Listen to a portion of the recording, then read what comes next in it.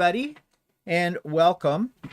Happy Father's Day to any of you that are a father, have a father, thinking of having a father, have several fathers, stepfathers, whatever they are. We don't have any fathers. Ours are dead. So we don't have Mine to. for a long time, Yeah, actually. yours has been like, yeah, what, 30 years? 93, 1990, almost 30 years. Oh, 30, further, 31 years. Yeah. Geez, mine's only been gone 10. But anyways, well, your father's much older than my father. So anyways, let's take a look here. Our fathers never met. He was 74. Yeah, he did. They did. One time I had a party at the old house, right? Yeah. And your parents were there, and the Warburtons were there, and my parents were there. Yeah. I don't. Huh. And Okay. I remember my mom said, your dad and your dad and mom, she liked them. She didn't like the The Warburtons. Warburtons. Oh, I remember that now. Yeah. Well, yeah, I could see that. Anyways, yeah, it's true. But anyway, so let's see who's all here right at the moment. I thought a lot of you'd be busy with your plans for Father's Day, but then again, you might be in the same boat as we are, so maybe not. Brenda's here. Hi, Brenda and Diana. And let's see, Joan is here and Russ is here. Oh, look, it's super awesome, Stephen Walter. Huzzah. Okay. I'll have what he's having. And let's see, Derek's here. Derek, we haven't seen you in a while. It's a long time no see. End of semester, so finally have my weekends and evenings back. Yep, that'll be nice. Del Marie is here. And Melissa is here. And Faith is here. Andy. Joan is here as well again, but she says 93 degrees in Springfield, Illinois, and she's just saying hi, can't stay long as we're going to Daughters for Father's Day. Happy Father's Day to all the fathers in the chat. Nice. Yeah. What were you going to say? It's 22 degrees here. That's 70, almost 72. Well, you know, my watch came up and said there was this, an extreme heat warning for your area, and I looked at it, it's like 21 right now. It's pleasant. And the high is 22. That's not an extreme heat. No, it here. isn't. In fact, that's almost sort of not like, that's just comfortable. But anyways, I was going to say that Joan's got a daughter who does the right thing. You're going over to one of your children's places to celebrate the Father's Day. The number of kids that I've heard, kids, adult, children, right, who show up at their parents' place, to do whatever. They did that their neighbors next door. Neighbors next door had their kids over yesterday. You know, I'm sorry, I don't have children, but I think it's very, especially on Mother's Day. Father's Day is a little different, but not much. But I think either way, I think grown children should have, if they're living in their own place and whatnot, I think they should be having their parents over for Mother's Day or Father's Day, not showing up at the parents' place, because, you know, and I know some of them bring dinner and cook that. Yeah, well, do they do the dishes? Do they clean the house? Do they get everything ready for it and all that kind of stuff? I would never have ever even thought of that remotely. Neither my brother nor my sister, that we would do that on Mother's Day or Father's Day. There was no way. I mean, I always did that when my mother was on Mother's Day, because my mother didn't like getting out of the house. Well, maybe, okay, in that case, yeah, but your mom was kind of housebound. But we always brought food with us, and we cleaned up too. Yeah, well. So I don't know. I just think maybe that's these younger generation kind of thing to do. I don't know. I mean, okay, I suppose maybe for some people that's not a big deal. That's okay. Your family's there. That's maybe what you want. Well, I guess if that's what you want, then okay, fine. I mean, yeah, I mean, if the parents are saying, I'd rather you come over here than us go over there. Yeah, well, that's a little different thing with it. But I have heard people make comments saying, you know, oh yeah, it was great to see my grandchildren. It was great to have my son, my daughter here, that and everything. But, you know, they left the place in a mess and the whole bit. And I had to clean up before they came because, you know, I wanted to have a nice clean place before they came. And I thought, what a price to pay in order to see your children. That's what that says to me. That the only way you're going to get to see your grandchildren or your children is if they come to you. What are you doing? There's a little bug in here. You brought him in front of there. He's over there. It's a little fly. It's probably a mosquito. He didn't look like a mosquito, but they all go for Well, you yeah, anyways. I But know. whatever. So who haven't we said hello to here? We got off topic. Joan, we got Down. Suzanne. There's that bug again.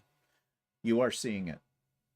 Good. I felt it. Put it I always have to ask Walter to make sure that he sees it too, because my father, when he got dementia, the first stages of dementia, he was seeing bugs that weren't there, and I'm going, I don't want that. So my mom was doing the same. yeah, okay. So anyways, as long as both of us are seeing them at the same time, it either means we both have dementia, or it really does exist. It really is a bug. Andy, I said hello to Andy. Yeah, Suzanne is here, and Brenda, and the other Brenda, and Laura, and let's see here. Andy says, Joan, I'm in Rolling Meadows. Illinois. It's 83. Stephanie's we have here. Rolling Meadows here too. It's in the front lawn. Yeah, really. Yeah, well, it seems to attract the girls who like to roll in it when they're ODing. Yeah. So Stephanie's here, and Patsy, good afternoon, tuning in from hot and humid Mississippi. It's only 98 right now. Is this a surprise to people? It is summer in North America, and a lot of you live in the southern United States, and at least as far as I know about the United States, isn't this really the usual kind of thing? It's hot there. I would imagine 98's a little hot. Well, I would think 98 is hot, but I mean, still, it's like. I mean, remember it was hot one summer when we went to New Orleans.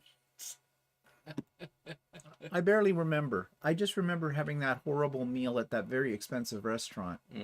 That place with some kind of chef who went around to all the tables and spoke to everybody about their meal, but he did not come to us.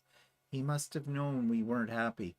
But you got a feeling I may have had that look on my face like, come over here. I want to rip off your limbs. That was many years ago. Like, geez, when was that? We went to... Well, I had the red truck.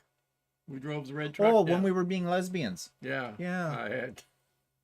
That's I right. had a red Nissan pickup truck. Anyway, so we drove it all the way down there and back. Yeah, I know. And it was after, it must have been after 98 because I bought that truck in 98. Was that was the trip where we went into that place to get the hotel room, and they questioned us that we were getting one queen size. One bed. And then when we asked where the liquor store was, they pointed out, you go up this here, what?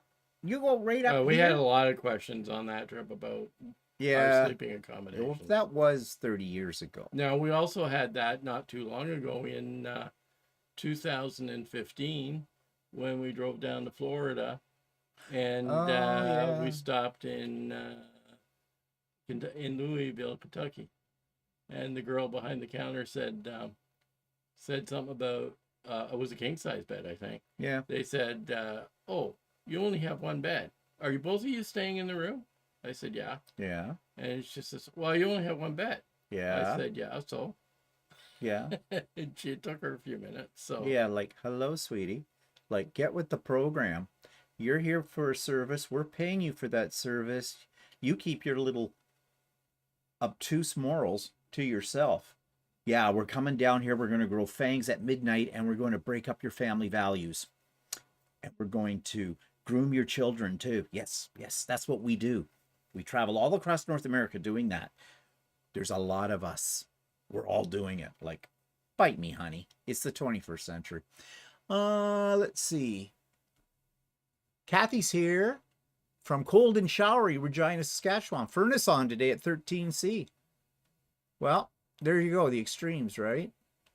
And Jeannie's here. Jean E, that is. And Lynn is here.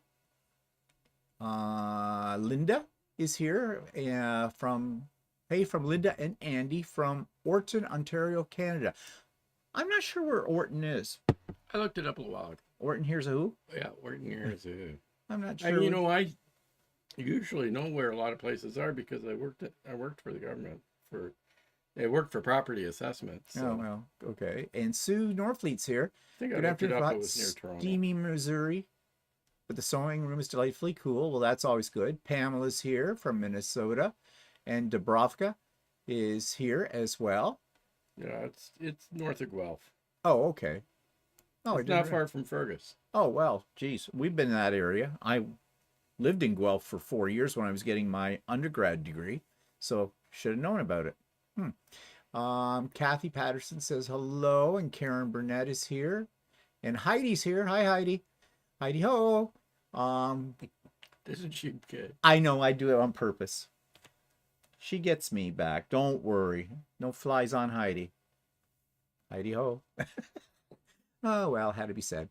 Russ says, or no, Stephanie says 29 degrees C here, getting toasty. Oh, wow, you're in the warm area. Yeah. North of the lake, it's cold. Yeah, north of the lake, it's cold. Well, it's not that cold. It's 21. It's nice. Yeah. Celi's here. Sherry is here.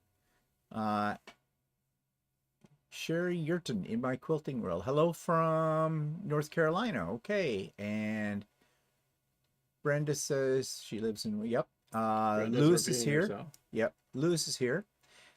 Derek says, we're having weird weather in the UK just now. Only 11 Celsius today and torrential rain all week. This time last year, it was over, there's that bug, over 30 Celsius, even up here in northern Scotland. I need some sun. Yeah. Sounds like it. Weird. Well, it's weather. You know, weather happens. We can't predict it nor control Well, we it. were cool last week, too. Yeah. Like, We're supposed to be getting really warm up into the 30s this week, supposedly, but who knows? Who knows? Just take it as it comes, I guess. Russ says it's 32, feels like 37 here. Well, I hope, Russ, you've got your air conditioner this year working okay. Angel's here. Hi, Angel. Ingrid is here. Hi, Ingrid. It's beautiful in Plymouth, Lewis says. Summer's up and down. Hot days, I stay in and quilt. Yep. If you've got air conditioning, why not? Jeannie's here. And no, 90s are hot for June, Joan says. Usually in the high 70s and 80s. Now July and August is hot and humid. Guinea pig girl's here. Okay, that's just a name that's not flattering. Guinea pig girl. But okay, I'll bet you she has guinea pigs. That's what the thing is. Okay. Takes me a minute to catch on, but I will eventually. Joanne G is here from Connecticut. Kay is here. Jean Hoffman is here. Pace Anderson is here. Heidi, I'm not a hoe. I've never charged for it. Maybe too much information, Heidi. I don't know. Ruth Roberts is here. Beautiful here in upstate New York. We'll be heading west on a long road trip this week, going to see a lot of the country. Okay, that's always nice to do. I hope your car has air conditioning. Mine doesn't. Mine used to, but it burned out a couple of years ago. So we take Walter's car. But we would anyways. Guinea Pig Girl says, my granddaughter had been messing with my phone. Oh, okay. So anyways, welcome everybody. Glad to see you here. We saw a lot of you yesterday on the pop-up sew day, and that was fun. I always have a good time. And there was some enabling going on, as there always is. What did I buy yesterday? Oh, we're coming to that.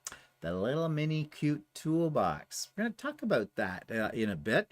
But in the meantime, what have I been up to? Well, yesterday I got a few things done.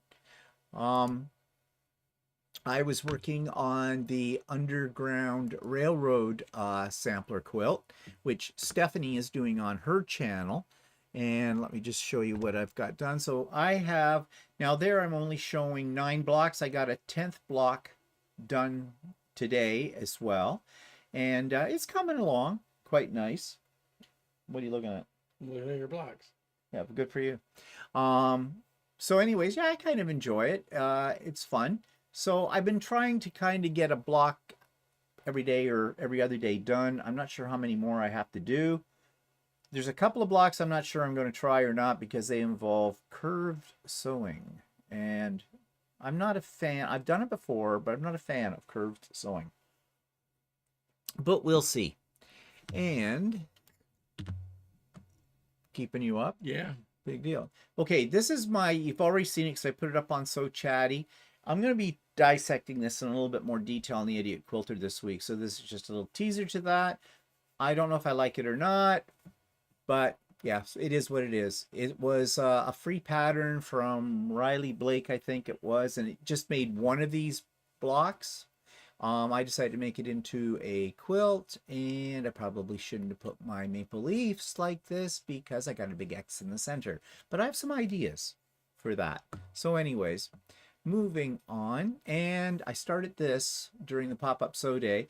I got enabled on Sewing with Stephanie and Steven. You know how I love In the Hoop appliques. Well, I was looking for a Halloween project to do. I wasn't necessarily thinking In the Hoop, but Nancy, one of the people who's a regular on Sewing. You sure it was Nancy? Yes, it was Nancy. It was not Sue. It wasn't. It was Nancy for sure. I made sure that that was who it was. She showed me that she had done this one. It's a wall hanging. It's a series of tiles.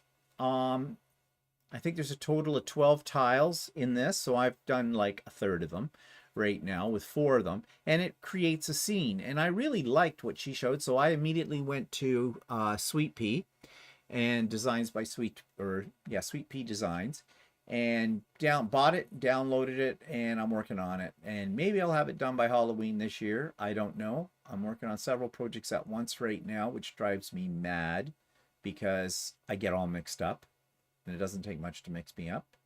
And but I love doing these kind of things because they're really worth the time and the effort. They're a little bit of a bitch to sew them together, each of the panels, but I'm pretty good at getting that now. I have some tricks for lining things up so you don't see the little white line that's around each one of those. Actually, that little white line that you see is on purpose. It is part of the design, but you're not to see it. It's actually a guide for sewing things together. But anyways, more about that on the Idiot Quilter on Tuesday. So if you're interested, tune in then, and I will tell you all about it. Okay, what are people saying here? Guinea Pig Girl, love it. It's nice colors. That us nice would be fun to do. That us nice would be fun to do. I think Guinea Pig's granddaughter's playing with your phone too, Sherry. Joan loves the blocks. Fantastic fabric choices. Thank you, Seely. I think that is nice. Oh, that is nice. Would be fun to do. Oh, okay. Got it now. I'm glad you speak the language. I worked with Chinese for years. Okay, well, I don't think she's Chinese, but I don't know. Derek says he loves the colors. Actually, it was more Luba. I worked with a Russian lady for years, and some of the things she said I used to have to try and piece together. Okay. So was she always all over the place at your work, here and there and everywhere? And did you walk up to her and say, "Hi, are you Russian?" Around? That'd be sad. Patsy says, finished my Halloween door hanger yesterday. Sorry, I forgot about your sew day. Well, Patsy, you know what I say to that? Blacklist. No, I'm not going to blacklist you. I only blacklist you on retreats. That's different. No. Pace says, love the Halloween quilt. Delmar likes it. Kathy likes it. Pamela says, the blues in the sky are perfect for this piece. I thought so. Don't forget your trimmer by George. Oh yeah, Patsy, I use the trimmer by George all the time. That is one of the best things I've ever invested in. And if people don't know what we're talking about, it is a special trimming ruler that works with in the hoop embroidery pieces, because it'll hold back your fabric so you can trim off your stabilizer, and then you can trim the edges around to the right size for sewing all the pieces together. It is a really great. I mean, do you need it? No, you could do it with a regular ruler, but this has a little lip on it that pulls things out of your way. It just makes life easier with it. Jeannie likes it. Laura likes it. Lou says, I've been watching for quite a while. Always wondered what those posters above you are. Posters above me. Those aren't posters. They are my logo that are printed on fabric banners. So they're banners. And I'm assuming that's what you're talking about. The ones right here. Right where my finger is touching. Right here. It says the Idiot Quilter. It says the Idiot Quilter, yeah. one of the people who's a subscriber to my channel works for a company that makes this kind of stuff, and he very generously back about 6 months or so ago asked me if I wanted them. He would he'd get, because he operates the machines for it, he says he can make them and send them to me, and he did. He gifted them to me, and it was really nice of him to do it. That was Lance, is his name. I haven't seen him on here in a bit, but yeah, so that's what those are.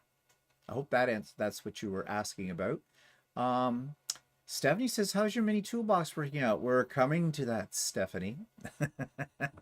And Sherry says, thanks for the interpretation. I need it. Okay. Have you made, Guinea Pig Girl says, the stunning shirts, Walter? Yes. Yes, he has. And how far have you got on? I gotta sew up the sleeves. I just finished threading the machine yesterday, sew up sleeves. So I just got to do the sleeves, and then I got to do the buttons. Is that what you were cursing on when we were on the pop-up sew day? You were bent over your cover stitch machine? Yeah, I had to thread it. Yeah, okay. Doesn't sound like it's an easy job. Well, it's not that hard. It's just I got to see the holes. Okay. Whatever. Dubrovka says, Stephen, thank you again. Got my trimmer by George plus 2 free patterns. Love Ultimate Sewing. Yep.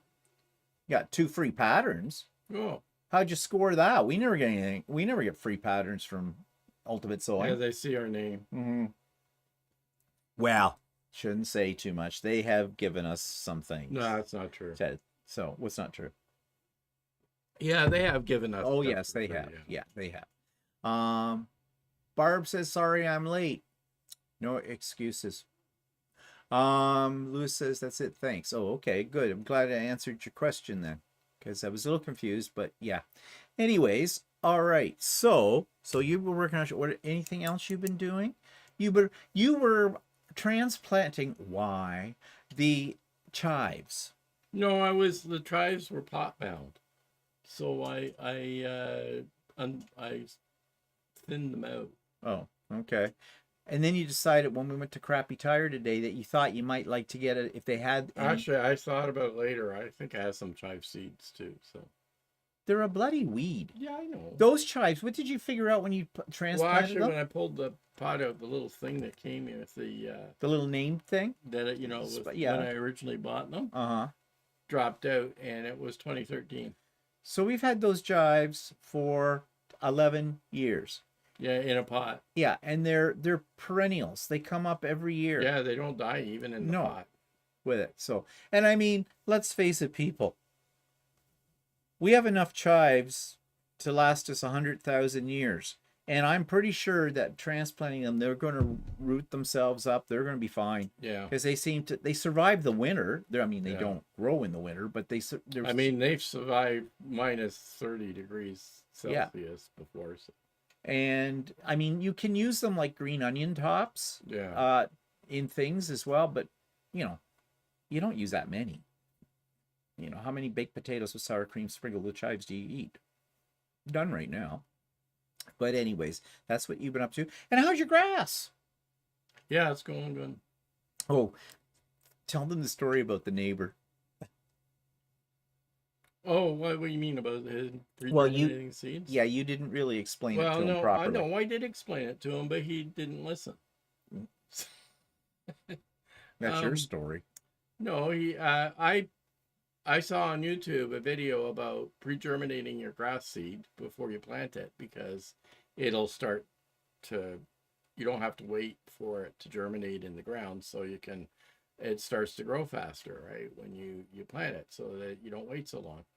So I did the process, and what you do is you put seeds in a bag, you soak your seeds for 24 hours in water, you pull the bag out and sit it somewhere, and then every 12 hours you dunk it and pull it back out. When you say bag, it's not like a plastic bag. No, it's a net bag. I've got a net bag. Actually, it's a fine mesh bag, right? That's sort of like a sheer material. It's actually a paint strainer that you put it in, right? And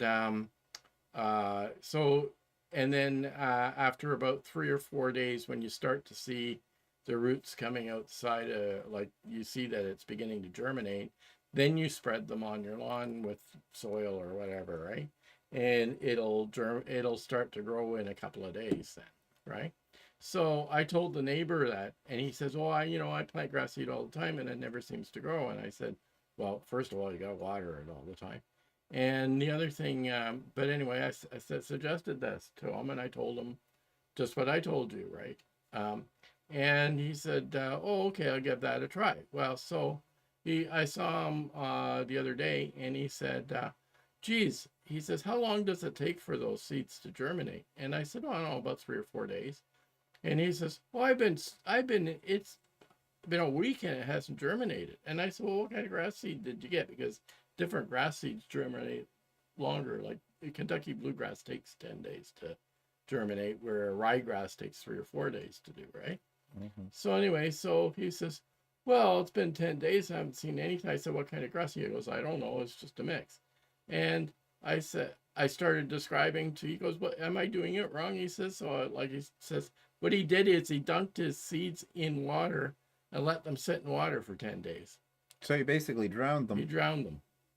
Because don't you have to take them out every day and You drain have to them? take and then... them out twice a day Oh, and drain them. So you just dunk them and pull them out again, right? So until they start to sprout. But the problem is if you let them sprout for too long, then they become a big clump of grass.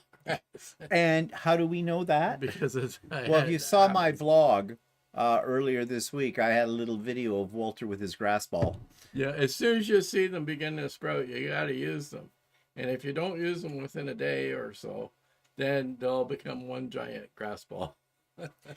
But it worked out pretty good, though. Yeah, it works so good. Yeah. I really like that. And plus, you get more of your seeds germinate than if you would if you just threw them on the ground. Unless you have some doped up girl rolling on it. Yeah. Yeah, that was fun. Well, anyways, well, is he going to try again? Yeah, he's trying again. Oh, okay. So maybe he'll get a good crop this time. So what else have you done? You were on the pop-up sow day. We already talked about that. So yeah, and I sprayed for ants, and I still got a caulk for the holes. Oh, for the ant holes. Yeah. Did you see? Not ant holes. There's cracks in our foundation. Oh. I got a caulk. Oh, okay. Yeah, we got a little bit of an ant problem, and they're carpenter ants. And yeah, they're always fun with that. They'll just eat you out of house and home. Well, literally, they eat wood. Well, we haven't had tons, but we've had the odd one. Yeah. Could be that they've come in with me too, so. Oh, you got new friends. Oh, invite them in for dinner. Yeah, nothing like having dinner with an ant. Pig girl, guinea pig girl. Bit like sprouting beans. Yeah. Yeah, kind of the same thing, I guess. So, let's see what's coming up this week. Sewing with Stephanie and Stephen, as always. You know the drill. Information's in the show notes. Be there, be square. Pop-up sew day. No, before I talk about that, we had the Sewcial review this past week. If you caught us live, that's Stephanie of Stephanie Stitches, Shannon of Slay Arts, Russ of Quilt Meets World. What are you staring at? I don't know. And Walter and I. Trying to. What are you doing? Okay. I was wondering if that was a bug on the screen or. I think it's a smudge on the screen. Okay. Keep your hands off my screen. Jeez. God, you got the attention span of an artichoke. Like, really? Oh, Squirrel. Yeah, so Sewcial review. So it's up on Stephanie's channel, the replay. So you check it out if you didn't get to see it. We talked about summer sewing. Do you? And that kind of thing. And Pop-Up Sew Day was yesterday. And we had a good turnout. We had almost 40 people there. And at the height of it all. And people were working all kinds of things. And we were enabling each other for various things. Patterns and boxes. We'll talk about boxes in a minute. Next Pop-Up Sew Day. This is not definite yet. But I'm thinking of having one on the 29th of June, which is only in 2 weeks' time, on the Saturday. Now, that is the long weekend for us. Is it next weekend? Today's the 16th. Oh, okay. Yeah, all right. You're right. What was that? I was what? I was what? Right. What? Right. Say it again. I didn't I quite hear looked it. at my watch. It said 21. I thought it was date. Well, you're an idiot. Yeah. Quit reading the temperature. Yeah. Good God. Anyways, so I am thinking of having a pop-up sew day on Saturday, June the 29th, because Walter may be going to an in-person sew day that day himself, and so I'll be on my little lonesome. So I don't. And want if to be I don't end up going there, we'll probably have it anyways. Yeah. So Yeah, it is the long weekend here in Canada, but that doesn't mean anything to us. I mean, we're retired. Every weekend's a long weekend because that's the July 1st weekend. it's actually a good weekend for us not to go away. Yeah, because everything's just crawling with it. I did think about, going, like we've gone down to Coburg and they have that stuff. But every time we go down there, we're just looking at people's trinkets. Yeah, but that's on Canada Day.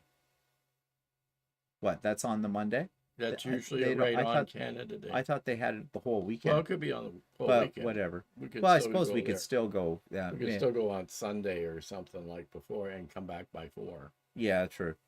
Well, yeah, but I don't. Now I've got thinking too. Is it really worth it? You go down there and Yeah, I you pay know. $5 or whatever. They go in and you look at everybody's trinkets. Yeah, and we never buy anything. We never buy anything.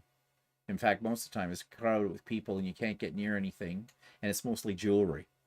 What is it with these little market things and all these people that make jewelry?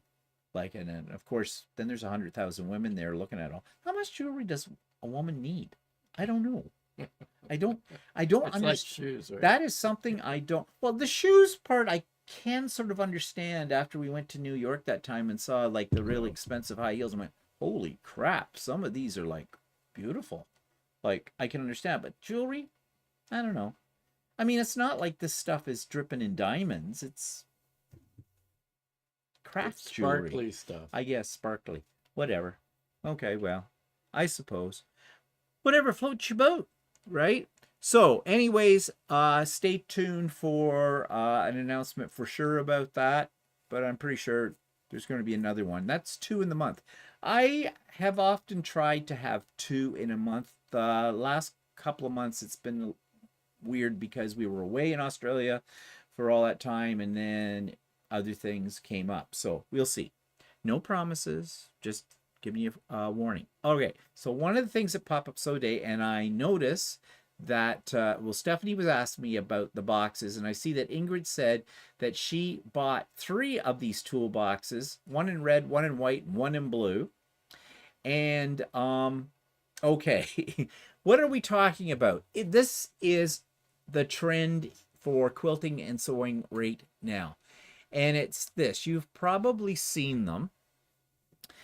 I think it was the Fat Quarter Shop. At least that's what I had heard on another YouTube channel that got people started on these. They were selling or had or something the pink one that you see here.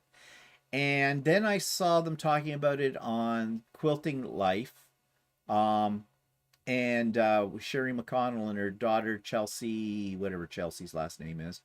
But they were just all gung-ho about this, and they were saying that you can get them at Lowe's, and Lowe's was sold out and all of this kind of stuff, and they come in all these different colors, as you can see.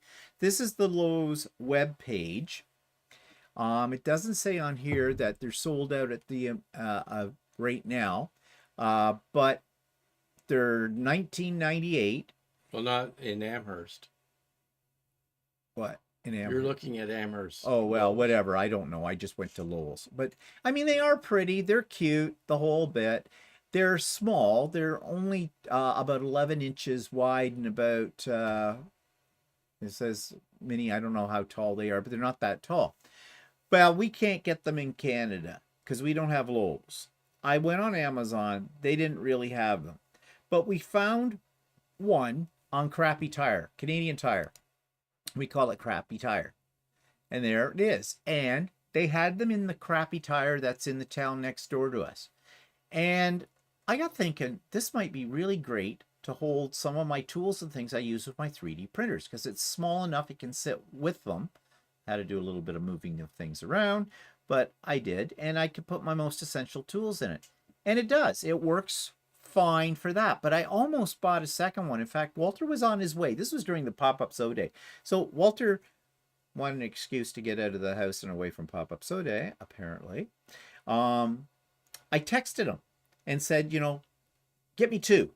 because I was thinking another one would be good for my tools that I use with Lucey. But he didn't see the text message, and when he came home, I thought better of it once I saw the box. Yeah, okay. I'm going to do a more extensive review on this and show you some things about it. I don't hate it, but it made me realize why people wanted it. And it's clever marketing. It's the colors. They only had one color at Canadian Tire. They only have it in black. But when you see all of these colors, yeah, it's cute. It's not expensive. And people will make excuses for how this is going to fit into their sewing room and all the things they can keep in it. First of all, the drawers are not that big or that deep. Okay? So you're not going to get a whole lot in it. Yes, it's cute. There's no two ways about it. But I don't often buy things that are cute. I buy them for their practicality. This time I bought it because it was cute, even if it is black. It's working. It'll work for me. But it's the trend, right? And it just made me think, you know, how trends avalanche like this. And you can't tell me that the people who put this out, Cobalt, weren't thinking of especially women. Okay? I mean, a man is not going to buy pink. And I wasn't buying pink either. I would have liked the blue. The blue's pretty. But, you know, that they're definitely marketing this to women. And in fact, Amazon had something similar, but it was a lot more money. It came with tools, and the tools coordinated in color with the box. So, yeah, tell me what their marketing scheme is for this, right? Definitely appealing to the feminine side of people. Let me switch back over. So, but I've got one, and it's black. Okay, let's back it up here.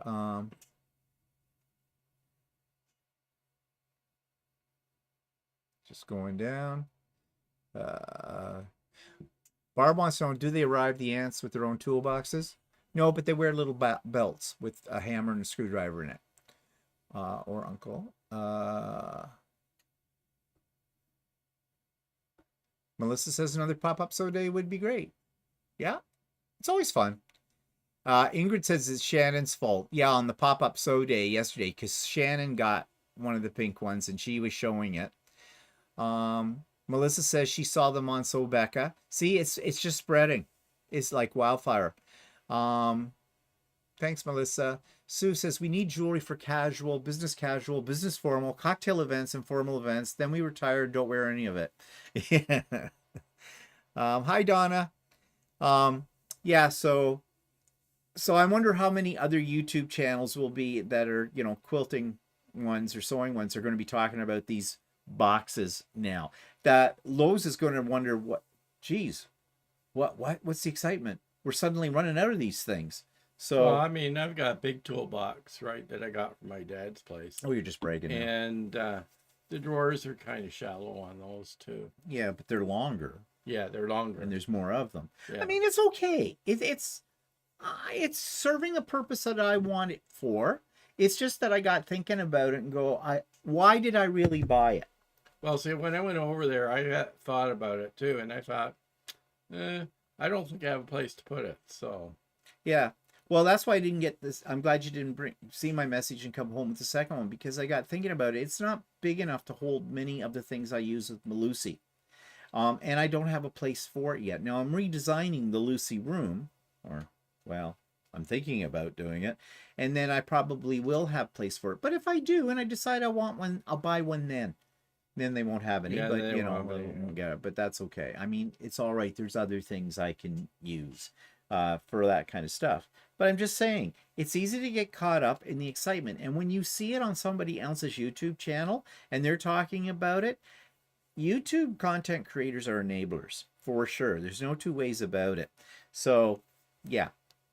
But it's not like it was a lot of money. Canadian-wise, it's $10 more than the American one, which is not actually, unusual. technically not, because the American one's $19.98, right? Yeah. And that translates to $27.45 Canadian. All right, so it's $12 more. No, American money is worth more than Canadian. Yeah.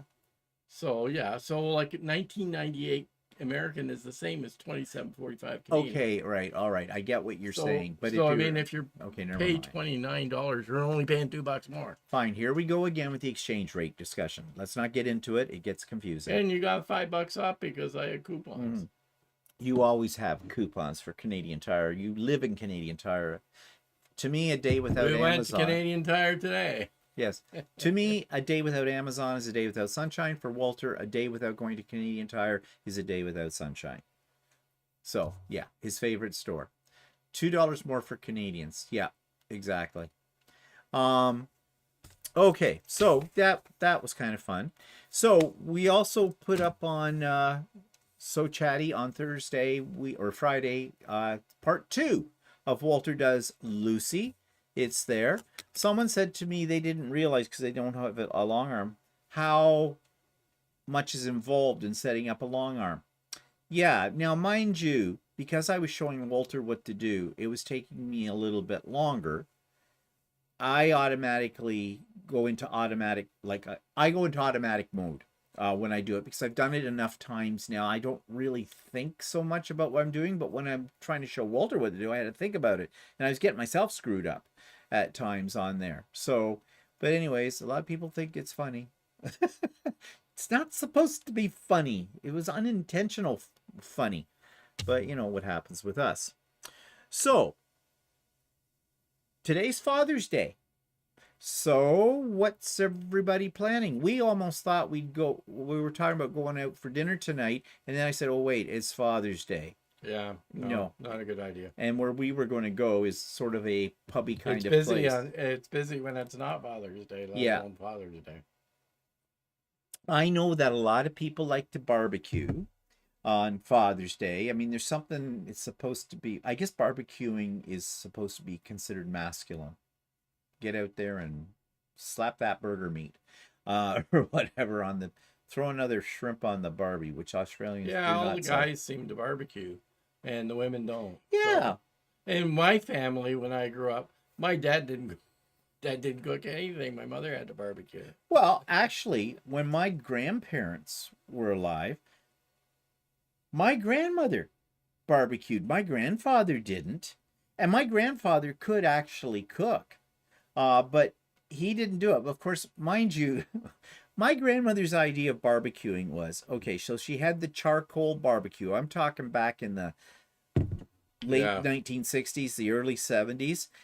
She put it out on her front step of her house and put all the briquettes in and everything and put on the lighter fluid. And that woman would pour 3 gallons of a can, 3/4 of a can of lighter fluid onto the briquettes, and then throw a match in, and everybody's eyebrows would singe off. But she was afraid of it. And she was also afraid, well, you know, those briquettes are probably not good for you. They give off chemicals. So what she would do is she would wrap the barbecue grill in aluminum foil.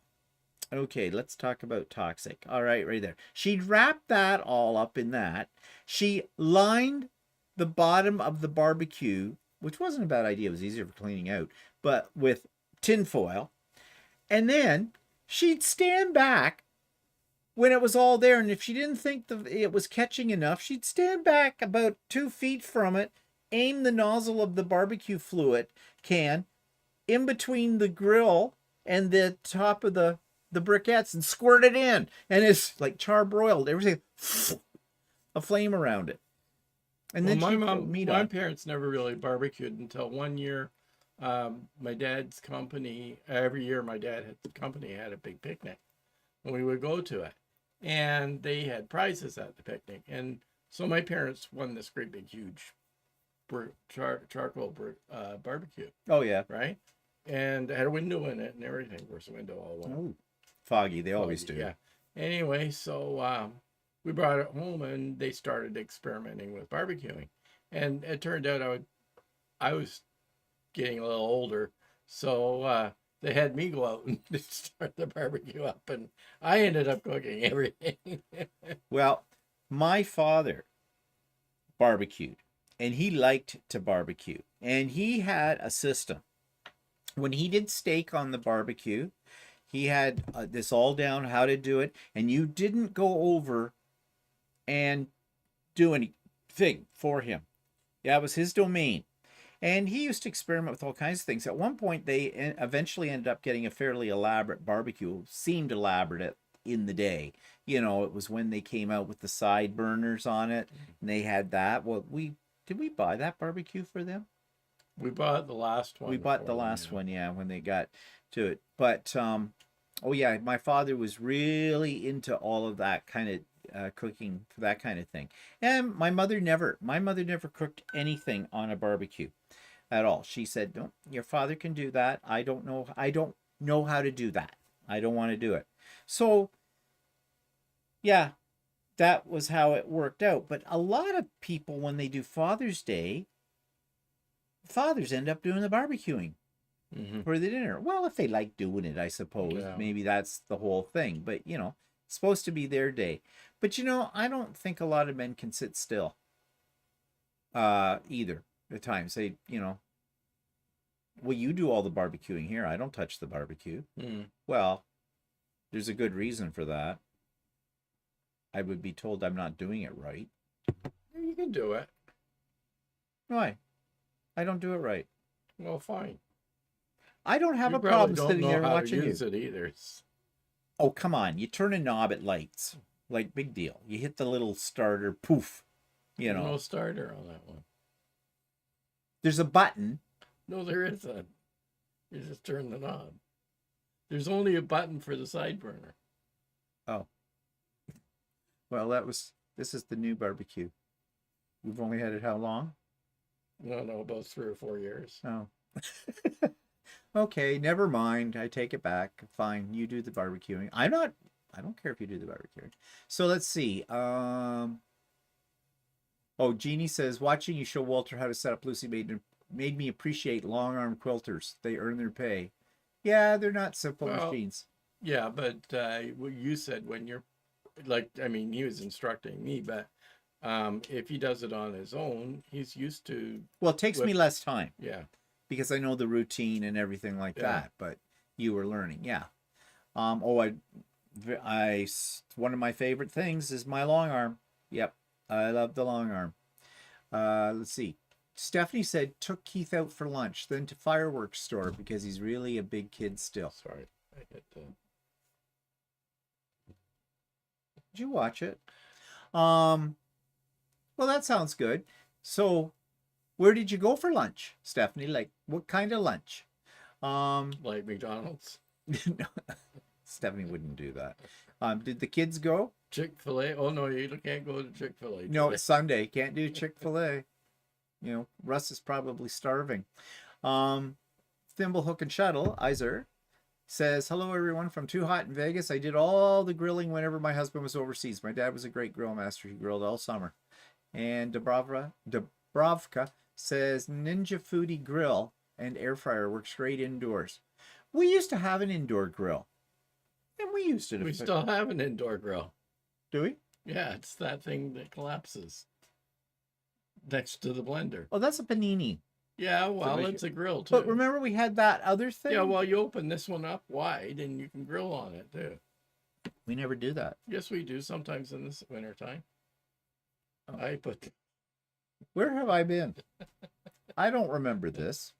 Well, there goes the first thing that goes, the memory. Laura says, my husband does the barbecue in the smoker. I cook everything else. That's his domain. I don't mind because we live in Arizona. I don't want to spend I'd like to get a smoker. Yeah, you've been saying that. Well, get one. Yeah, okay. Go for it. Then you can do brisket or whatever my nephew does on his big green egg. They're not cheap. No, I'm not going to get a big green egg. I'll get a pellet smoker. They're still not cheap. They're about $6.50 or something. How much is a big green egg? $1,500. Holy shit. Well, okay. I didn't know they were that much. Well, how much smoking do you figure on doing? I don't know. I don't know. I haven't really run out and done it. I can get a tabletop one for $3.99 or something. Might be better. But then I need a table to put it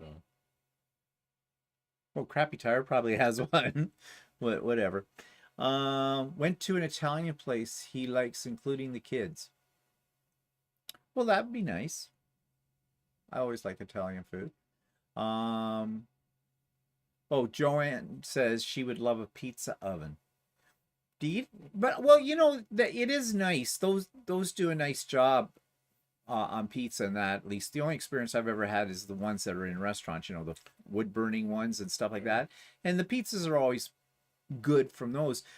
But how much would you use a pizza Actually, oven? I had luck last year. I tried doing pizza on the barbecue. We have a fairly elaborate gas barbecue, but I used the pizza stone on it. Oh, the one that's in the cupboard? That Yeah, unusual? and then that's why it's black. Oh, And explains that. Okay. I put that on there and made some fresh dough like you would in a pizza oven, and it came out pretty good. We should have done that tonight. Yeah. You should have made pizza dough earlier. Correct. Walter's got a great recipe for pizza dough. It's really nice and soft and airy, and you could just eat that on its own from it. But that's right. We haven't done I forgot all about that. Yeah, well, it kind of hasn't. Well, it's too late now tonight. For us lately. Oh, I forgot. Can't have pizza anymore. Can't have life because Walter's watching his blood sugar. I'm gonna have to. I know beer's not good either, so. Ugh. But anyway, so nothing's good for you. Joanne says, "Please share your recipe." I think you did once. Yeah, it's if you look, it's the one that I do is in a cast iron frying pan. Yeah, you actually do it like in a cast iron frying pan kind of a thing, and it is very good though. It's very good. Stephanie says the same about sharing it. Melissa says you can still have pizza. Laugh out loud. Who, yeah, me? But I'm not on drugs. Yeah, he's not on drugs for this. He's trying to regulate this with his diet. And as uses the bread maker for the pizza dough. We've tried that before and it works. Actually, I just do this one in a bowl. It's easy. You don't even have to knead it. Yeah. Dubrovka says pizza on barbecue is great. Yeah, the one that he made. Well, he's done it. You did it a couple of times, didn't you? Yeah, if you look up Jenny Can Cook, Jenny Can Cook, and look at Easy Pan Pizza. Yeah, so everybody get that? Jenny Can Cook, Easy Pan Pizza. Just do a Google search and you'll find it. Yeah, and I use the fast method of doing it. She has two methods, a slow method where you have to make the dough overnight, and then a fast method. I use the fast method. And it's really good dough. It would also make really great garlic bread too with it. So it's nice and soft.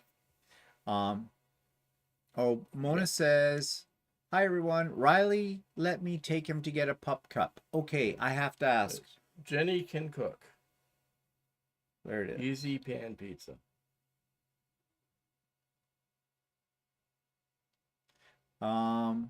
Jenny used to have a talk show years ago on TV.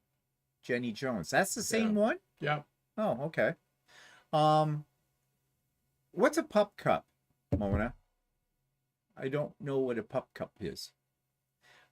So is that like something like maybe ice cream in it or something for them, or something special, some kind of a doggy treat or whatever? I don't know. I've never heard of a pup cup.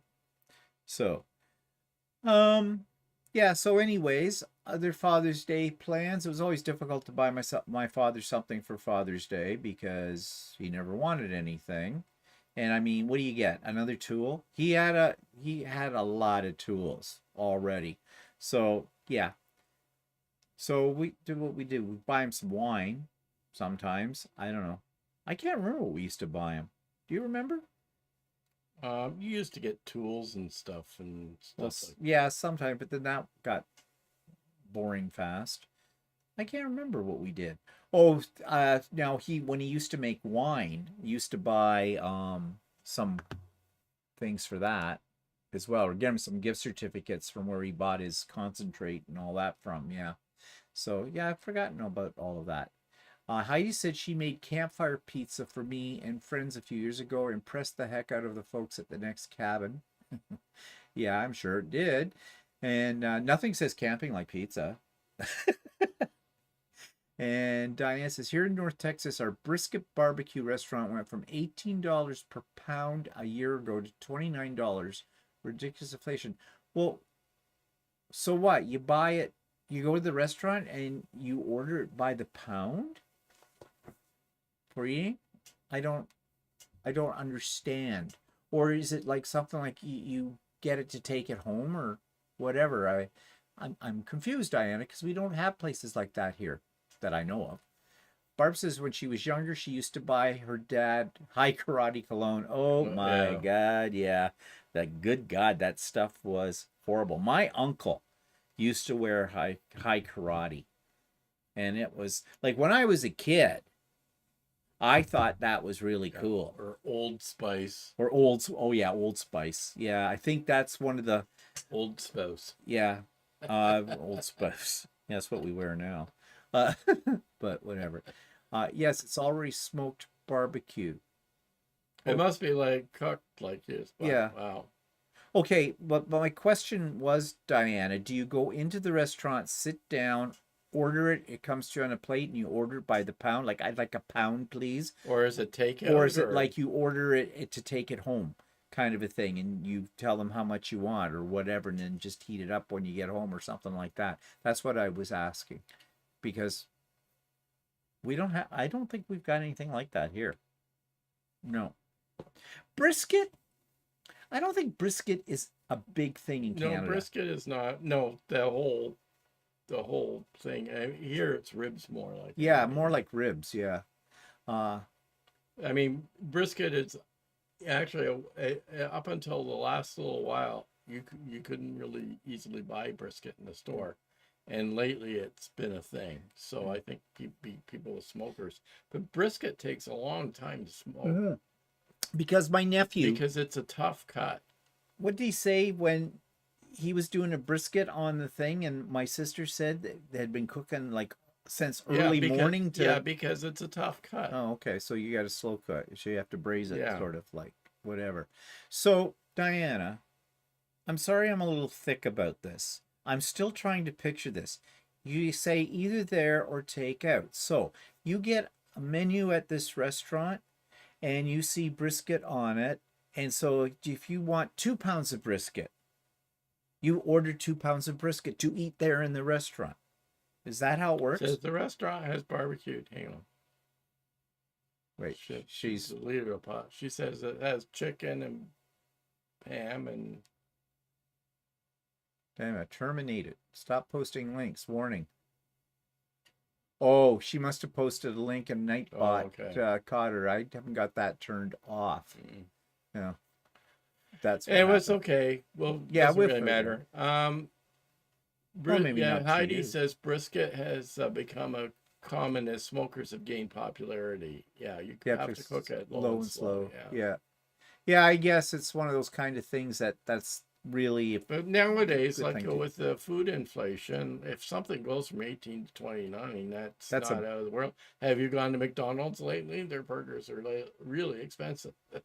Yeah, McDonald's is not cheap. Anybody who's got kids and they go off to any of those fast food places, it's costing you, well, maybe not quite as much as a sit-down restaurant, depending on what you're ordering, but it seems ridiculous for everybody or gets... hamburger. Yeah. Like... The last time we were at a Wendy's when we got a combo without a coupon. Yeah, I know. Combo without a coupon for the two of us was almost $30. Almost $30, yeah. Like, and all that was a Dave's single cheeseburger, a medium fry, and a medium drink, or a drink. They don't have them in sizes. They give you a cup. It might be in a small fry. I'm not sure. That was it. And for two of us, almost $30, 29 something. Or whatever, like, and I mean, it's not even good food. It's just fast food. They have dinners that have brisket with sides, and you can sit down in the restaurant, or you can buy it by the pound. Oh, and even and order take the sides take home for sort of like KFC. Oh, okay, I see. That's interesting, but that is expensive. Like because a pound wouldn't be all that much, No. with it. And at 20, what'd you say, 29 Which something? said it used to be 18, Yeah. now it's 29. And Inez just went to McDonald's and bought a small sundae for $5. Oh, their ice cream machine was working? You know the stories about that, don't you? That half the time at most McDonald's, you go in to get ice cream and they always tell you, oh, the ice cream machine is down. And that is a common problem. There's YouTube videos about this explaining the problem with those machines. And basically, they don't want to clean them because they're a bitch to clean, and that they have this contract with this company for all of these, and they constantly break down and they can't get somebody to come and fix them in a timely fashion and all this kind of stuff. So yeah. So anytime you go into a McDonald's, 9 times out of 10, their machine is down. So you lucked out. You got ice cream at Yes, McDonald's. Kay. So yeah, it would be 1998 in America. Case per 1998 in America. Yeah. Just backing up here. Karen says, I have smoked brisket, salmon, ribs, but I really want smoked cheese. Why don't you just stick to weed like everybody else?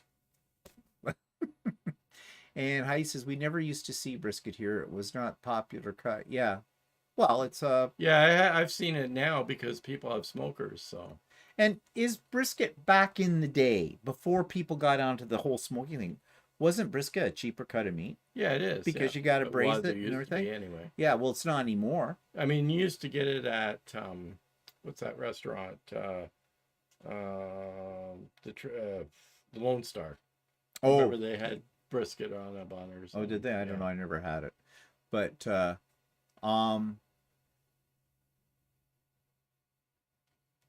let's see. Ruth says my favorite is flank steak, marinated for about a day in Trader Joe's Hawaiian marinade. The best Father's Day every day.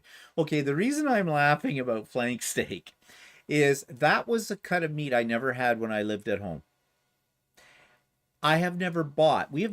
Actually, flank steak is traditionally the stuff that the Chinese make in their stir fries.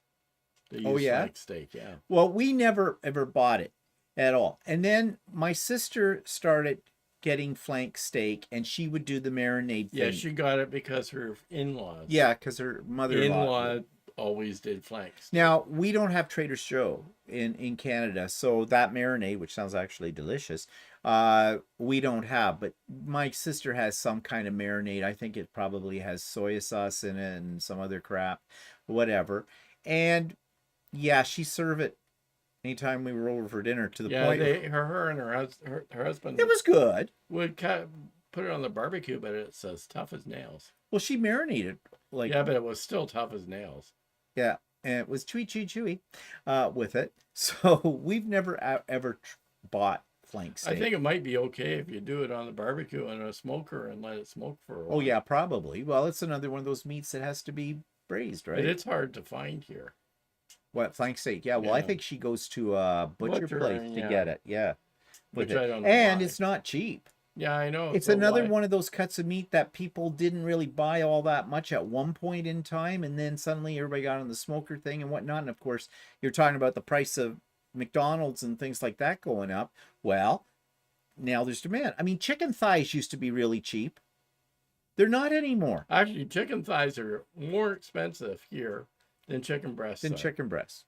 But I mean, if you don't like dark meat, you won't want chicken thighs. But chicken thighs.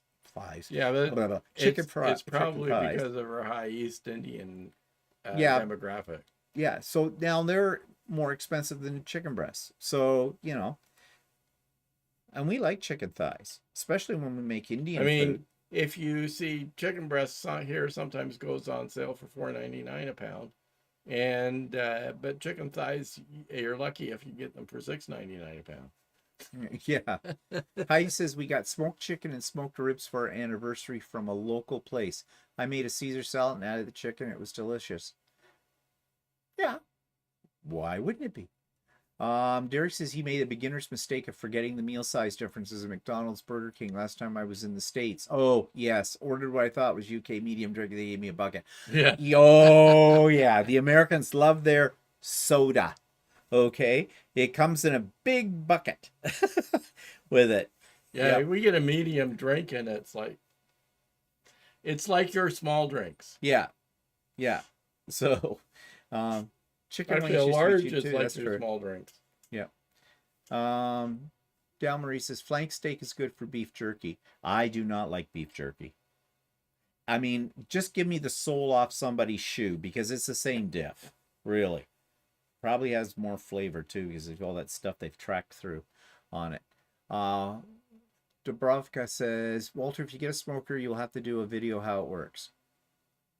Well, it smokes. Well, there's lots of people. There's lots of stuff on YouTube on that one. Diana says, here in the States, you can buy a whole rotisserie chicken at Sewcial for $4.99. Well, you can go to Costco here and you can get a whole one too for $7.99. $7.99, which is about in around $4.99 American with it too. Yeah, they lose money on those chickens, but it's something that brings people in.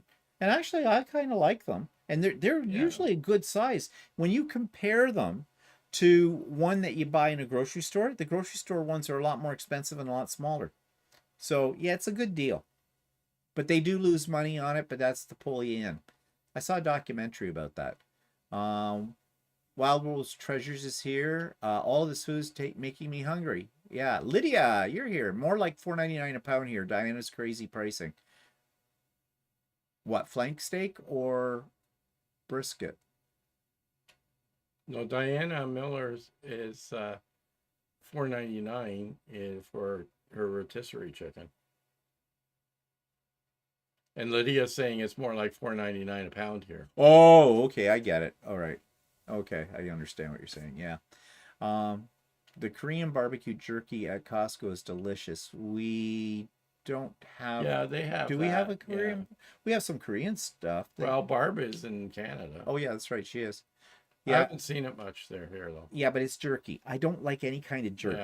Yeah, yeah, I don't like jerky. You know, I still have a bag of kangaroo jerky somewhere. Oh, God, you're kidding. No. Oh, God. Diana's supposed to be Diana. Sorry, autocorrect. Oh, okay. Chicken. Oh, yeah, okay. Yeah. Got that sorted out now. Yep. Anyways, yeah, so speaking of food, you know, of course, Walter's on this or trying to be a good boy and for his blood sugar and all that stuff. So we've been eating a lot of avocado and we've been eating a lot of quinoa. I can't say that word. I see the Q. I mean, no. Quinoa. Yeah. Quinoa. But how do you get that from QU? Q-U-I-N. Yeah, but how do you get Why not? out of Q? I don't know. I guess. Oh, I know how I could remember. It's like when you see Q-U-A-R. It's like queer. No, it's not queer. No, I'm thinking like the keys. You know what people call a quay? It's a key. Whatever. Fuck off. Yeah. Oh, you're so funny. Quinoa, queer. How do you get that out of? That's what you were saying. I didn't say that. You can't get that. How do you get the quinoa out of a queer? Give them a laxative. No, you say quinoa, and then you get the K sound from queer too. So. Poor Queen. Whatever. I don't know. Give me a break. Oh, you're so intelligent. And noir, N-O-A is like noir. Like noir, that's French. Like pneumonia. No, pneumonia. It's not pneumonia, it's phenomena. Whatever. Who cares? Here, the way quinoa is pronounced is like hyacinth bouquet. Yeah, bucket. Yeah, bouquet. Anyways, we've been trying things. Walter made last week some peanut butter cookies with almond flour. Don't recommend. They were greeny and yeah, they weren't. They're okay. Well, yeah, you can make anything sound good when you think you're going to like it or have to eat it. Did we try the chickpea pasta? Yeah, we did. It was all right. Did we try the quinoa one? Did we try that one? We haven't tried that one yet. So, pasta is made from chickpeas or that word I can't say. I'm just going to call it Q. Yeah, we had Q. That's good. I like it, Q. But I tried something new today. Now, you know, I have become a great fan of avocado toast, right? And this morning I made eggs Benedict a la avocado. What I did was I took an English muffin and split it open. Took two of them because I made two, one for him, one for me. And with avocado toast, the recipe I had was they said to like basically toast the bread you're using in olive oil, a little bit of olive oil drizzled on the bottom of your hot pan and do that, which is very good. But I thought, why go to that trouble? Why not just brush the top of the English muffin with olive oil and pop it in the toaster oven? And that's what I did. Pretty much the same effect with it. So that was the first thing I did. Then I had mushed up my avocado, and I mushed it up with some minced garlic, a little salt and pepper, and some lemon juice, and kind of spread it out onto each of the English muffin halves. And then instead of using poached eggs, I used a hard-boiled egg that I sliced up with one of those little egg slicer things, and put that on top of each of the slices on top of the avocado. And then I made my hollandaise sauce, which I make in the microwave, by the way. It takes seconds, and it turns out, and you can't tell it from the one that you stand over a double boiler trying to make it go. And poured that on, and added just a little bit of fresh ground pepper on top of that, and it was delicious. Didn't you think? Yeah, it was good. Yeah, it was good. So, variation of avocado toast and a variation of eggs Benedict. So, eggs Benedict a la avocado on that. Feel free to try it. It's delicious. Okay, so our deck garden is doing very, very well. I noticed that the lettuce is really sprung up out there. And we got a big green pepper. And we've got green peppers coming already, like big ones on that. And we had a black tomato. Well, yeah. I picked it too soon. They're purple. One of the varieties that Walter planted. What are they called? Midnight tomatoes or something? Yeah, they have a name. Midnight something or another. Yeah. So anyways, so the garden's coming along, and we already talked about the chives. The cucumber's looking good. It's had flowers, so we'll see what happens because, cucumbers are on a vine and they kind of spread out. Well, ours is in a pot. So we're making it spread up. So we'll see what happens. It might be a little too heavy when it gets to fun, but we'll see. It's an experiment. We're just experimenting from that. What do people say here? Barb says it's very soft, about $20 a package. Oh, barbecue jerky. Sewcial. It's soft. I just don't like jerky. I'm not fond of it either. I find it too salty. Yeah, for one thing. It's just, I just don't like it. shoe leather meat. Like, yeah. If you enjoy it, you eat it. Yeah, okay? I mean, eat it if you like, but it's but not. I don't like for it. me. Never have. Don't want it. Not gonna buy it. Kay says it's a South American plant, therefore they use their alphabet pronunciation. Oh, okay. The way quinoa is pronounced makes me think. Oh yeah, we talked about that. Mind the cows, Richard. Seeley says, I think that's a reference from Hyacinth there, from what they used to call that show. I forget. I never really watched. I think I watched one. Keeping once. Up Appearances. That's it. Keeping Up Appearances, yeah. Kay says, languages like money are often different when you cross the border. Yeah, true. Kathy says she's coming to our house for avocado toast. Let us know in advance and we'll leave. Oh, okay. Barb says, thank you. I will enjoy my jerky and won't be eating avocado toast anytime soon. Yep. To each his own. I love the avocado toast. Actually, I didn't love the really jerky. I didn't really get into avocado toast until more recently. I poop And popped actually, it. I never really liked guacamole for a long time. And then the last while, I started liking guacamole. So avocado toast is really sort of like... Yeah, kind of like guacamole on, which basically you could do it just that way too. Mm-hmm. Saves you mushing up the avocado, especially those little packages we bought over at that. We could do that too. But I like that. Actually, that avocado that I I used this morning. That one was very ripe. Yeah. It came. Actually, I kind of like lately. I kind of like avocado. Yeah, I do too. And I I wasn't. don't know why. I didn't hate avocado. It just, to me, it never had any Yeah, you know, taste to it. But it's one of those things that I didn't like when I was younger, and I don't mind it now. So, well, Barb, I was like you too. I didn't eat avocado in any form and either. it's like the first time I tried a black olive, I thought it was gross, Yeah. and now I love them. But you know, I think the secret to the avocado is avocados on their own don't have a lot of taste, but you add a few things to it, like a little pepper and salt on the simple side or whatever. It's a little bit more tasty. It's kind of like zucchini. You know, what do you do with zucchini besides make zucchini bread? You know, I know some people grill it on a barbecue. Well, it's a good, what do you call it, filler for if you're doing stir fries. Yeah, true. Yeah, it is for that. Dirk said, no, Nightbot says. So, anyways, the thing today is we've been talking about this on the pop-up so day. We talked about eat it. zucchini either. Oh well. What do you eat other than jerky? She eats jerky. Okay, leave the girl alone. She eats jerky. She's just a jerky girl. Whatever. And how you just made a big bowl of Greek salad with Kalamata olives. Yeah. No, that sounds good. Yeah. I made a frittata with zucchini. Yeah. Well, yeah, it's one of those things that you can throw zucchini almost into anything. And as long as you got other stuff with it, it's fine. Because it doesn't have a lot of flavor to it. Barb says, don't pick on me. We're just picking on your jerky. We're just jerking you around, Barb. Let's see, what else can I do with the word jerky? I don't know. Don't be a jerky.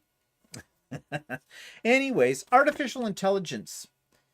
I mentioned last week that I saw, I think I mentioned it on Sewing with Stephanie and Steven, that the new platforms for all the Apple products, when they come up with the new upgraded operating systems, are all going to have artificial intelligence. They're calling it Apple Intelligence, and it does all kinds of amazing things according to what Apple tells you.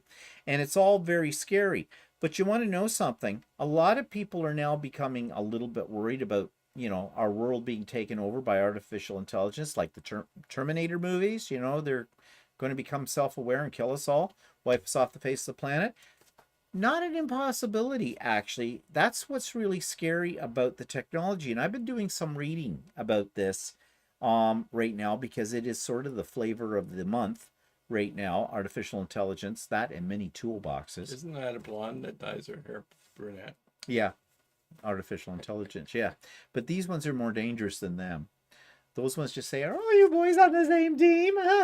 Anyways, so what is artificial intelligence? Here's the definition of artificial intelligence. Is the science of making machines that can think like humans. It can do things that are considered smart. Well, not much like humans then. I know a lot of stupid humans.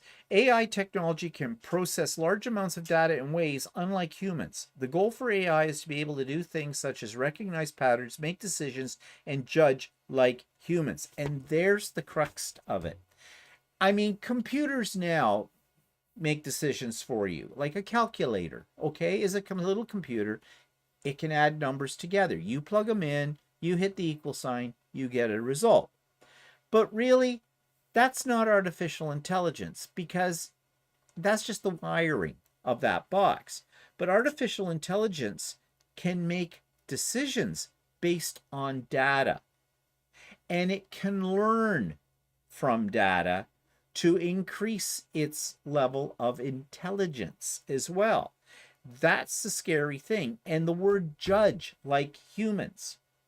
And we already allow Google to do that, to make decisions for us, don't we? When you put in a search, Google goes in and finds you what it thinks you might want to look at. And what does it base its knowledge on? It bases on the algorithms and their data mining that has collected stuff about you based on where you've been before on the internet. So it is thinking for you, and it's making some decisions for you. Now, right now, we still, as long as we're in control of our faculties, we can still make a decision as to whether or not we want to go with Google's suggestions. However, when we look up information, and we've talked about this before, and we Google it, we read the stuff, and we usually go for the first article on there because it rises to the top, and there's a reason for that, usually because if it's a company you're looking at or a product, those companies pay Google to put them closer to the top. So we usually, because we're lazy, we'll go for the first 1, 2, or 3 items, read those, and that's where we get our information. But that doesn't necessarily mean it's accurate. So artificial intelligence is telling us what to think at that point. And scammers sometimes put that stuff in and there. Scammers do this. They pay the money or do stuff so that the algorithm will place them closer to the top. So what are there benefits to AI? Yeah, there is. Everyday routines. Things that are just, we don't have to think about, but it'd be nice if somebody else or something else did it for us. Like smart technology for turning on your lights at certain times of the day and turning them off at certain times of the night or day, whatever. Your Ring doorbell system, recording who comes there, lets you know when they come on your step. Picking, like when I want it to play music, I just tell it what I want. It does it. If I want to shop for something and I want to order it, it'll do that for me. So those are routine things that AI can look after. So most people have some form of an Alexa or a Siri in their home. How can you avoid it? Or, the other ones that are out there as well. And we're so used to using them.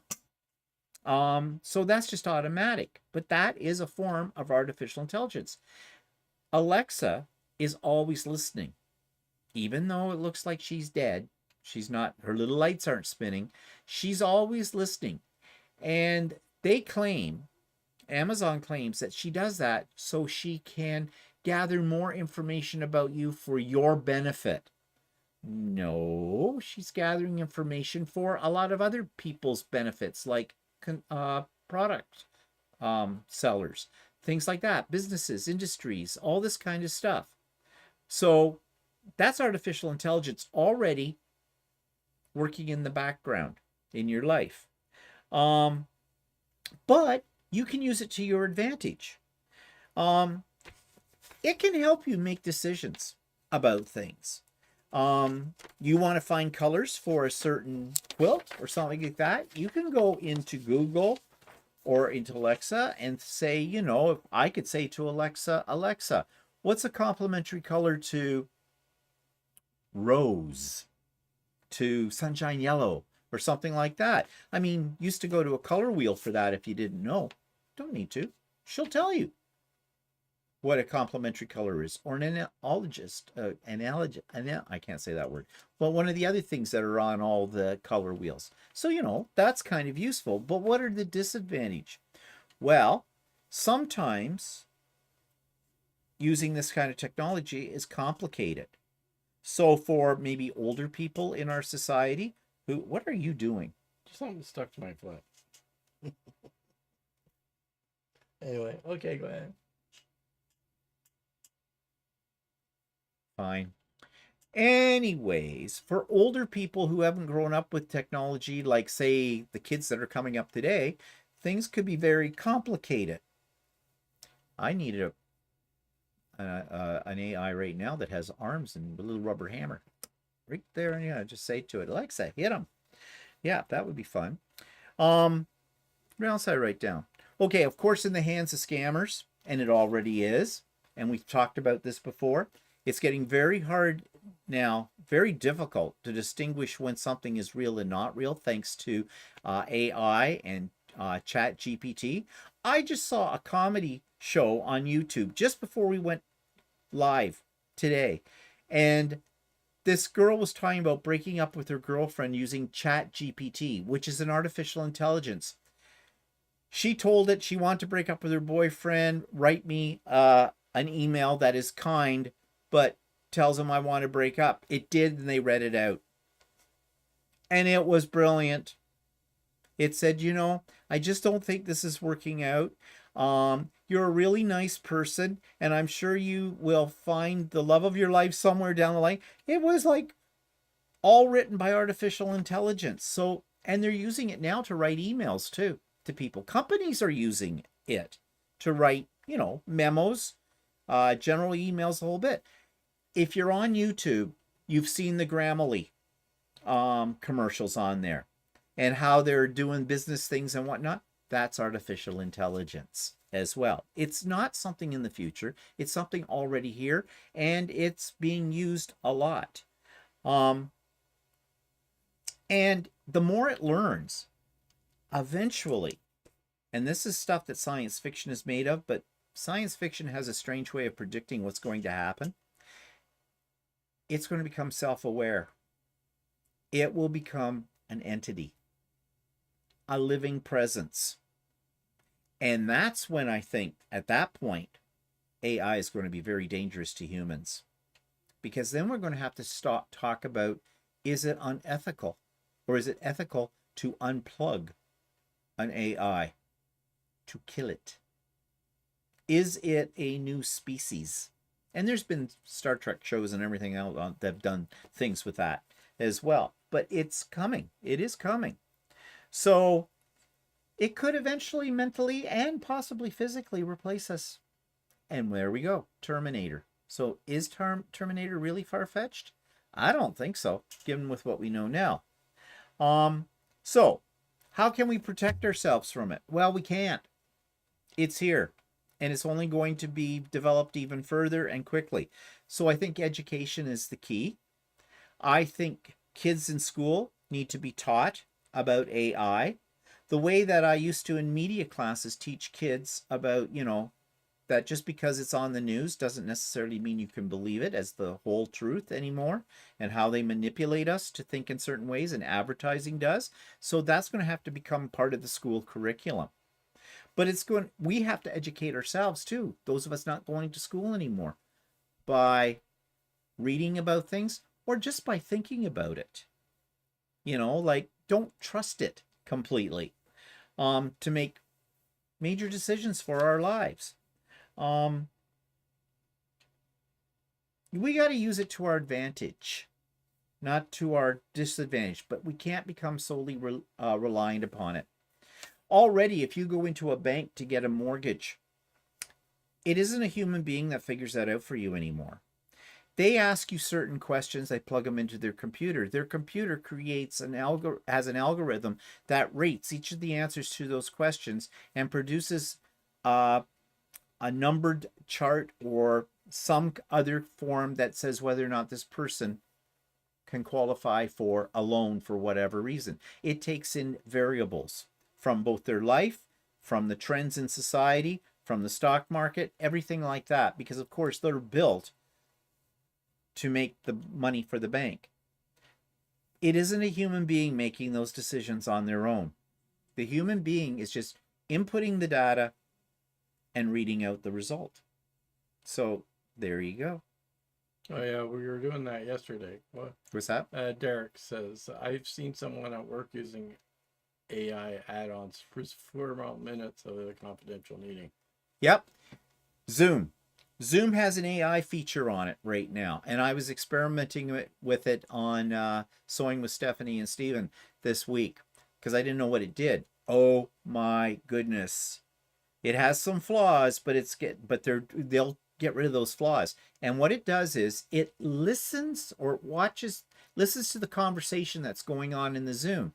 And then you can tell it to give you a summary of the key points. And it does. And it does it really well.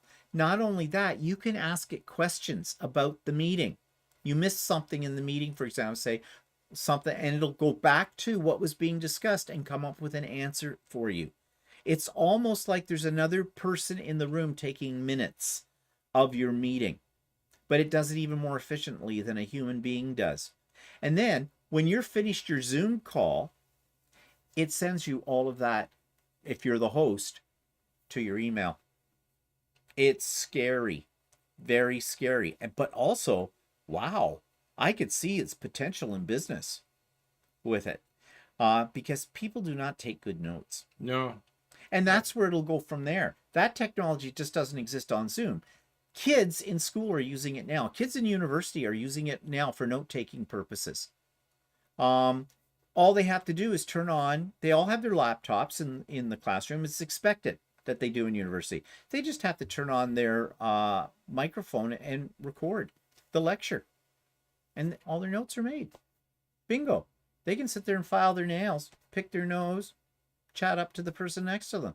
Which, if I was a teacher in that environment, I don't think that would be a good thing at all.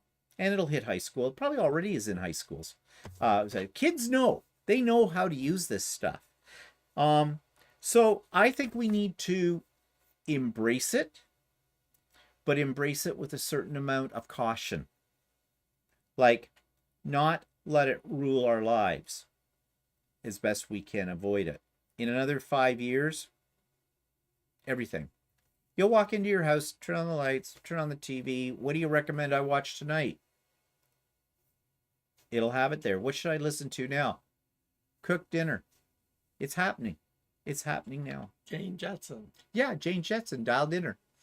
Diane says, don't forget to push the thumbs up button. Oh, okay, thank you. You could ask AI to do that. Not for this. I used to be so much better, he says, with Boolean operands. Got tired of arguing with Google, telling them it already applied all the arguments, blows raspberries. Yeah, Heidi, you're going to be replaced. Okay? First of all, you said Boolean. Yeah, how many people know what that really is anymore? And more importantly, who cares? We don't need it anymore. I know it's a way of putting in words in a certain way and using and quotation marks and other signs of that. We don't need that anymore. You can go onto Google and you just put it in common language. Like, ask a question. What's a Boolean operand? It'll tell you. I don't care. I want to know how many people in the world, I want to know how many people in Southern Ontario are using Boolean still. And it'll tell me. I don't need to put any extra characters in or any certain syntax or anything. Yeah, don't need to do that anymore. Yeah, Dal Marie says students are using it in college. Of course they are. And we can bitch about these kids being lazy. They won't learn. They don't learn note-taking skills, and they don't know how to research. Everything's at their fingertips. Yes, it is. And guess what? We can't go backwards in time. So what I'm saying is, in the education system and in other institutions as well, we need to have educators who are trained in order to show kids, young people, how to use the technology, teaching them new skills, basically. How to be the master of the technology and not let the technology master them. And that's going to be hard. That's going to be very hard, very difficult in that.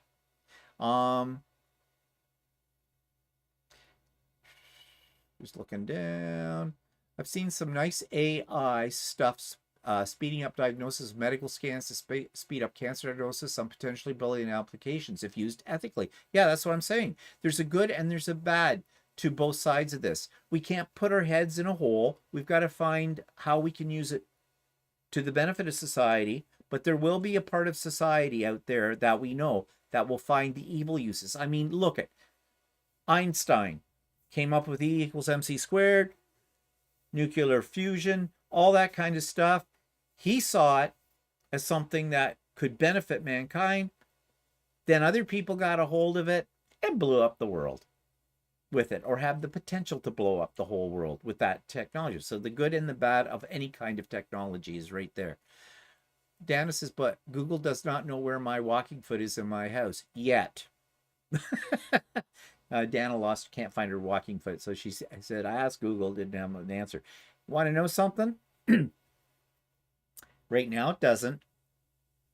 But it's analyzing our habits. Think about it. The things that we do. And it'll get a little bit smarter. And so it'll just do it on the process of what your habits are. For example, I know Walter can't find his car keys when he used to have car keys for it. There's old technology. And he'd look all around. I can't find them. I don't know where they are. And I said, did you check your pants pocket? I did. No, you didn't. Check it again. Why? Because I know from past experiences that that's often where they end up. And he didn't dig deep enough or pick his pants up off the floor and go into those pockets. See, I'm artificial intelligence. I based my idea upon his past behavior. Google or AI will be able to do that too. So, yeah, it already can. It already can. Like the stuff that comes up on your sidebar of your web searches trying to sell you something. Because they've looked at what you've already bought before or what you've searched for. Yeah. So it's kind of scary, but we're going to have to embrace it. Anyways, that's what I wanted a little bit to talk about today. And one last thing before we go, had this comment. I have a new pet peeve, people. Don't take offense to this, but hi, Stephen. I've been losing sleep over you getting rid of your excess batting. I know you don't fancy joining pieces, but there is a simple on-the-frame method which works beautifully. Lay the additional pieces over the existing and cut a wavy line from one end to the other. Remove the small off-cut piece.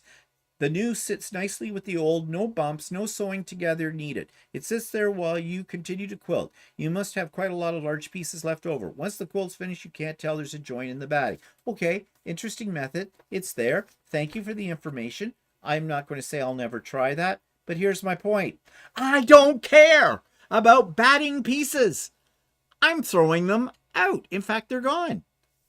I don't care about scraps for quilts, because scraps, we all know, multiply in the night. Okay? So I don't care. I'm throwing them out. I am not donating them to another cause. I am not going to sell them by the bag on eBay or on Amazon. I'm not giving them damn things away because everybody's got scraps already. Leave me alone. That's how I deal with scraps. You deal with them the way you want to deal with them. I will deal them with my way, and we'll all be happy with that. So no more. No more. Do not write to me about that. No. Because I will ignore you. Okay. Hope everybody has a nice Father's Day if you're doing that. And the rest of you, I hope you have a nice rest of the day. And those of you that are in very, very hot weather, I hope you can cool down. Those of you in rainy, wet weather and it's cooler, I hope it warms up and dries up. So, and we'll see everybody next week. So, bye for now. Bye.